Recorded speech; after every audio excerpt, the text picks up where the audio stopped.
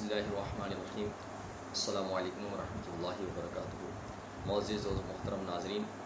انشاءاللہ اس ویڈیو میں ہم معجزے کی تعریف اور مشہور معجزات جو انبیاء علیہ السلام سے ظاہر ہوئے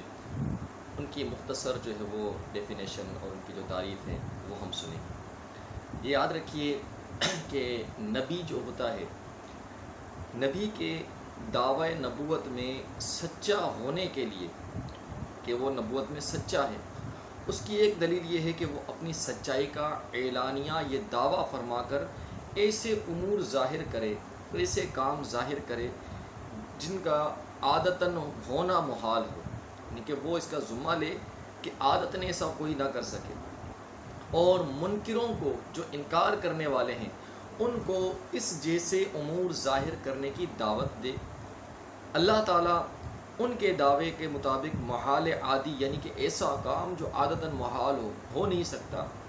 اس عادی امر ایسا کام ظاہر فرما دیتا ہے، اور منکرین اسے ظاہر کرنے سے عاجز رہتے ہیں، اسی کو معجزہ کہا جاتا ہے۔ یعنی کہ نبی علیہ السلام نبوت کے اعلان کے بعد ایسی بات ظاہر کر دے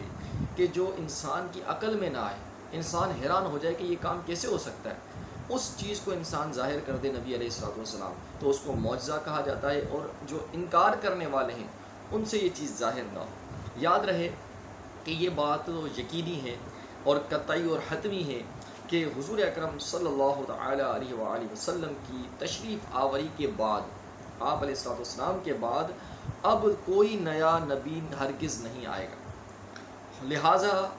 اب اگر کوئی نبوت کا دعویٰ کرے تو جھوٹا ہے۔ ایسے شخص سے معجزہ دکھانے کے مطالبہ کرنا، اس کے متعلق علماء فرماتے کہ ایسے شخص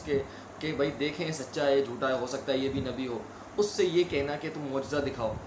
یہ مطالبہ کرنا بھی علماء فرماتے ہیں اگر مدعی نبوت جو نبوت کا دعویٰ کر رہا ہے اس سے اس خیال سے کہ اس کا عاجز ہونا ثابت ہو جائے، یہ عاجز ہو جائے، اس سے معجزہ طلب کرنا یہ تو جائز ہے، اس کے اندر کوئی مسئلہ نہیں ہے، اس میں کوئی حرج نہیں ہے۔ اور اگر تحقیق کرنے کے لیے معجزہ طلب کیا کہ یہ معجزہ بھی دکھا سکتا ہے یا نہیں، تو اس صورت کے اندر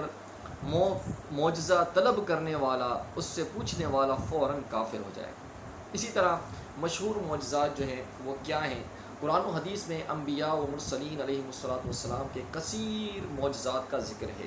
ان کا انشاءاللہ اپنے وقت پر جب ہم ان انبیاء کرام کا واقعات کو بیان کریں گے تو ہر نبی کا جو معجزہ ہے اس کے ساتھ اس کو ہم ذکر کریں گے۔ جیسے حضرت صالح علیہ السلام،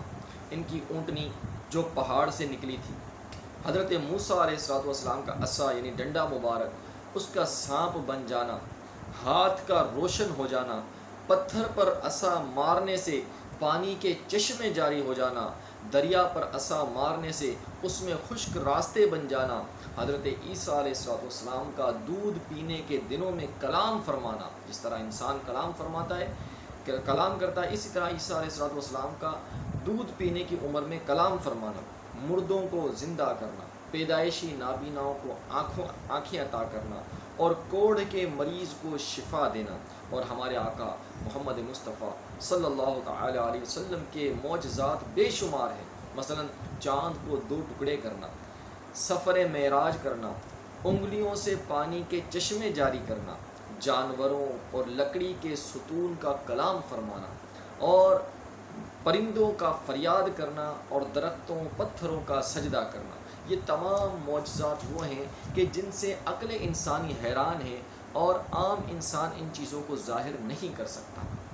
کہ پتھر سے جو ہے وہ پانی کے چشمے جاری کر دے، یا دریا پر راستہ بنا دے، یا اندھوں کو جو پیدائشی اندھے ہیں ان کو سیدھا کر دے، یا پھر جو ہے حضرت موسیٰ علیہ السلام کا ہاتھ روشن ہو جانا، اس معجزے کو ظاہر کر دے، یا پھر حضرت صالح علیہ السلام کی جو اونٹنی ہے ان پہاڑ سے کس طرح نکلی اور نکلتے ہی اس میں بچہ جنا۔ تو یہ ایسی چیزیں ہیں جو عام انسان نہیں کر سکتا، تو یہ ان کو معجزات کہا جاتا ہے جو کہ نبی کی نبوت کی دلیل ہوتی ہے۔ تو اس کے سچا ہونے کی دلیل ہوتی ہے. کوئی غیر نبی ایسا کام نہیں دکھا سکتا. تو لہٰذا یہ بات یاد رکھیے کہ حضور علیہ الصلوۃ والسلام کے بعد اب کوئی نیا نبی نہیں آئے گا اور نہ ہی ہمیں اس کی ضرورت ہے. آپ علیہ الصلوۃ والسلام آخری نبی ہیں. آپ علیہ الصلوۃ والسلام کے بعد نبوت ختم ہو گئی. تو لہٰذا اب کوئی نیا نبی آئے گا، نہ کوئی معجزہ دکھا سکتا ہے. ہماری مزید ویڈیوز کے لیے ہماری ویڈیوز دیکھیے، لائک کیجئے، شیئر کیجئے، سبسکرائب کیجئے. انشاءاللہ اس کے علاوہ اور مزید آپ کو انفارمیشن اس کے حوالے سے ملتی رہے گی. السلام علیکم ورحمۃ اللہ وبرکاتہ.